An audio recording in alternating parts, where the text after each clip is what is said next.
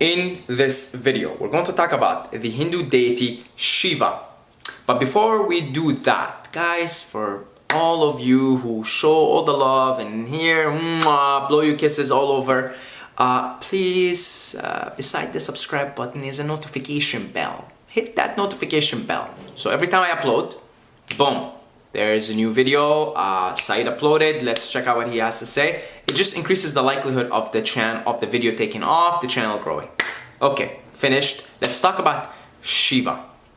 So, to bring Shiva into context, we would have to talk about the other two in the Hindu trinity, if you will. The trinity, the triad of Brahman, Vishnu, and Shiva. Brahman being the creator god, Vishnu being the preserver god, and Shiva being the destroyer god. And mind you, all these three are understood to be one god. It's just three different aspects of the Godhead, if you will. And so Brahman is the creator. You can see creation is everywhere. Your creation, everything's creation. And you can see that there is a maintenance in everything. There is an order. This is the order of the Tao, of the universe. It's there and you can see it. But then there's also the destructive element, the Shiva element. And you can see this, like, it's winter right now where I am, and you just look around and there's death everywhere. It's just, you look at trees, they're naked, there's death everywhere. There isn't life. Like, you can go walk for miles and not hear a single like sound. There's barely any life. It's death everywhere. You see, there's just death everywhere. Okay, that's Shiva. That's destruction. That's a destructive element. Now, it may be much easier for you to see. Okay, creation is fun. Creativity is fun. Brahman. I like Brahman. Let's hang out with Brahman. You can see the preserver aspect of Vishnu, right? The more of the motherly, nurturing type, and you feel good about it. But then you look at destruction and be like, whoa. Like, you might be like, that doesn't sound very pleasing. Destruction, Shiva. And as it turns out, that you cannot truly delight in Brahman and Vishnu unless you have accepted and embraced Shiva. Because we would have to look at the relationship of the form to the formless, and this dance of form coming into form, going back to formlessness, coming into form, going back into formlessness. Because if you really go deep into it, what you're going to end up with is nothing. You're going to go deep into the void. All of existence and everything that we're doing here is we're peeling off an onion, and at the end of the onion there is nothing. There's just a void, and that's it. That's just the isness. That's when words are very poor instruments of describing the void and the nothingness. This is why monks dedicate all their life to meditate, because they want to experience the void, the nothingness. So you can certainly experience that void and that nothingness on a high dose psychedelic trip, given the right set and setting, and the right, not just right set and setting, but if you're at the stage in your development of consciousness ready to experience the void and the nothingness. And it may sound like such a boring, negative, like, come on, I'm nothing, it's just void, but that void is everything. And that's the dance of the nothingness and the everythingness, and the form and the formless. So, Brahman, Vishnu, Shiva, they're the aspects of the Godhead that are acting out, playing themselves out within the form, within the creation. And together, coming together, when they're truly together in one, these three aspects of the Godhead, then they are the formless, they are the void, they are the nothingness, they are the isness, you see? And while they're playing themselves out in the world of form, in the world of the many of the one experiencing itself as the many, right? Because in the formlessness, in the void, in the nothingness, there's just one. And even one is just one from the perspective of two. So we can look at this as one from our perspective in the world of form. But actually it's just isness. And when you're it, there's no one. because you're it, okay? You guys are gonna have to get used to these paradoxes and mind-bending things. I mean, they're really like, just get used to them, because that's it. It's the paradox. It's a paradox. So, yeah, in the world of form, things are created. That's Brahman. Things are maintained, and then things are destroyed. And if you look at the time, the kalpas in Hinduism, we're in the last one. We're in the Kali Yuga. And after that, what happens is Shiva comes in and does the dance of Shiva, and it's all destroyed, and it's all back to Brahman and created again. Okay? So then when you actually see the world of form as rising and falling, and in between is the phase of Vishnu, rising, falling, rising, falling, rising, falling, this is what the Buddha came up to realize in his highest states of enlightenment. It's all impermanent. It's all rising and falling. Then you honor the Shiva. You honor the destroyer aspect of creation, because that's what's happening in the world of form. Things are rising and falling, rising and falling, rising and falling. And after Shiva does his dance and all of creation is destroyed, we go back and do this all over again. It's just an infinite loop of the form dancing with the formless, and where the form or the formless playing itself out in this game of the form, of the many.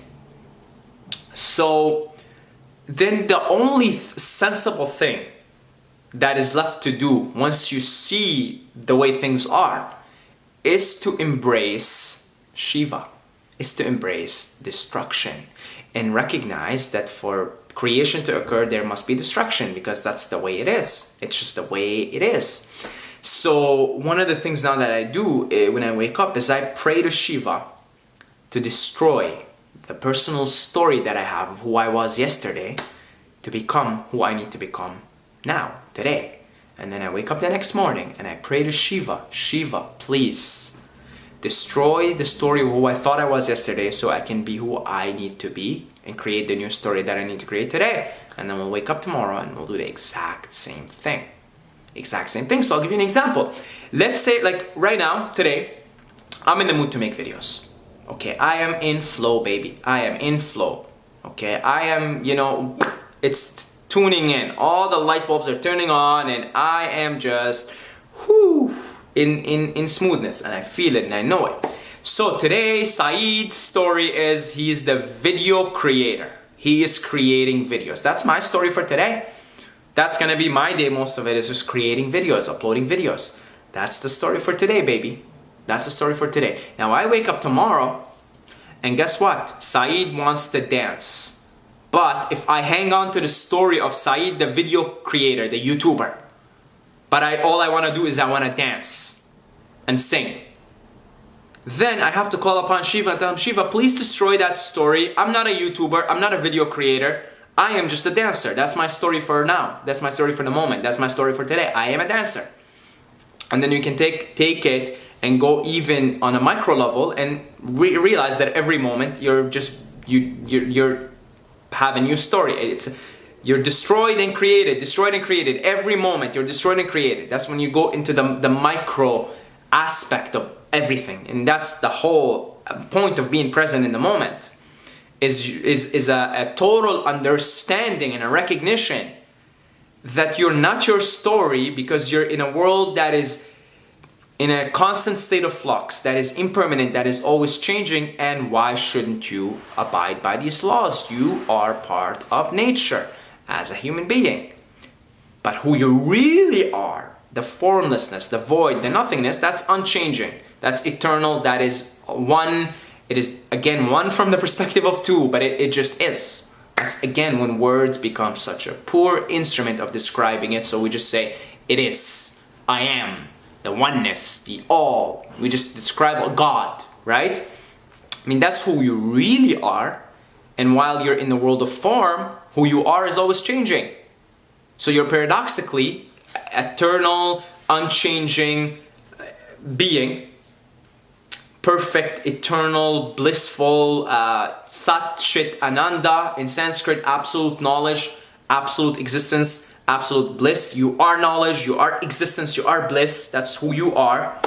And at the same moment, while you play this dance of the form, you're also always changing. So then there is really no story to describe you. And that's when you honor Shiva. That's when you honor the destroyer. That's when you honor the god of destruction. Because that's just an element of creation, and it's an element of the universe. And it has to be honored for creation to occur.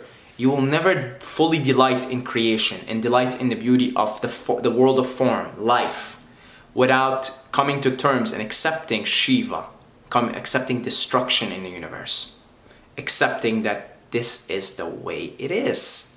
This is the way it is, folks.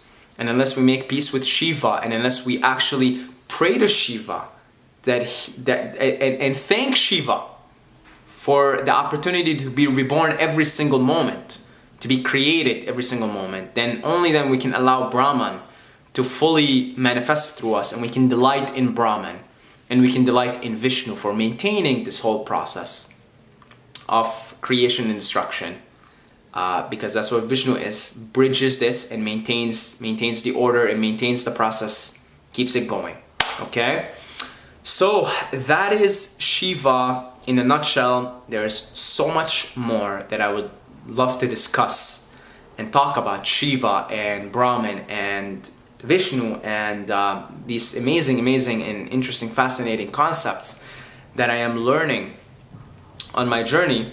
So if you're interested in this stuff, I wrote a report, 12 pages. I called it 7 Pillars of Enlightenment. It's for free. You can download it in the description, in the comments. I don't talk in detail about this stuff, but I just kind of lay out a systematic way of my cute little approach to achieving enlightenment. And by no means am I enlightened, and I will repeatedly say I think I have many lifetimes to go before I become fully enlightened. So I guess in the meantime I can just share where I am in the journey, and then there is definitely a recognition and understanding in me that that's the game. That's the only game to play in town, folks. The game of enlightenment. So now I'm basically dedicating my every breath to the carrying out of that process. And if you are also wanting to do the same thing, check out that 7 Pillars to Enlightenment. I think you will find it very interesting. So that's about it. I love every single one of you guys. Don't forget to hit that notification bell beside the subscribe button. Other than that, God bless you all. And we'll just say a quick prayer in our hearts to Brahman, Vishnu, and Shiva. Until next time, may the force be with you.